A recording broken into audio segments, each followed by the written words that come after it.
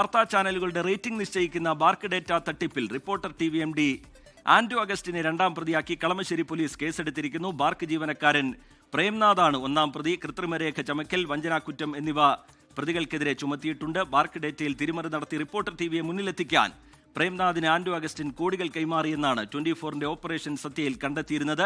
Crypto currency വഴിയും ഇടപാടുകൾ നടന്നു എന്ന് കണ്ടെത്തിയിട്ടുണ്ട്. തട്ടിപ്പിനെക്കുറിച്ച് വിശദമായ അന്വേഷണം വേണമെന്ന് കേന്ദ്ര വാർത്താ വിതരണ പ്രക്ഷേപണ മന്ത്രാലയത്തോട് വാർത്താ ചാനലുകളുടെ സംഘടനയായ ന്യൂസ് ബ്രോഡ്കാസ്റ്റേഴ്സ് ഫെഡറേഷൻ ആവശ്യപ്പെട്ടിട്ടുണ്ട്. വിപിൻ സി വിജയൻ വിവരങ്ങളുമായി കൊച്ചിയിൽ നിന്ന് ചേരുകയാണ്.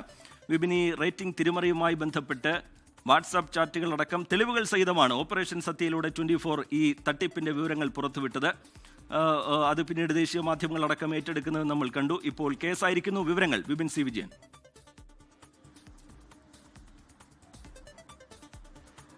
രാജ്യത്തെ ബാർക്ക് തട്ടിപ്പിൽ പോലീസ് കേസെടുത്തിരിക്കുന്നു എന്നുള്ളത് സുപ്രധാനമായിട്ടുള്ള വിവരമാണ് ഇപ്പോൾ പുറത്തുവരുന്നത്. കളമശ്ശേരി പോലീസാണ് ഇതിൽ കേസെടുത്തിരിക്കുന്നത്. 2 പ്രതികളാണ് ഇതിലുള്ളത്. ഒന്ന് റിപ്പോർട്ടർ ടിവിയുടെ ഉടമ, അതുപോലെ തന്നെ ഈ ബാർക്കിലെ ജീവനക്കാരനായിട്ടുള്ള പ്രേംനാഥ്. ഈ 2 പേർക്കെതിരെയാണ് കേസെടുത്തിരിക്കുന്നത്. ഇതിൽ ഒന്നാം പ്രതി പ്രേംനാഥാണ്. അതിലെ ബാർക്കിലെ ജീവനക്കാരനാണ് ഈ അട്ടിമറി നടത്തിയതിൽ മുന്നിലുള്ളത്. അതുകൊണ്ട് തന്നെ ഇയാൾ ഒന്നാം പ്രതിയായിട്ടാണ് ഇപ്പോൾ കേസെടുത്തിരിക്കുന്നത്. ഈ ഓപ്പറേഷൻ സത്യയിലൂടെ തന്നെ ഈ ബാർക്ക് റേറ്റിംഗിൽ സംഭവിച്ചിട്ടുള്ള വലിയ രീതിയിലുള്ള തിരിമറികൾ 24 പുറത്തുവിട്ടിരുന്നു.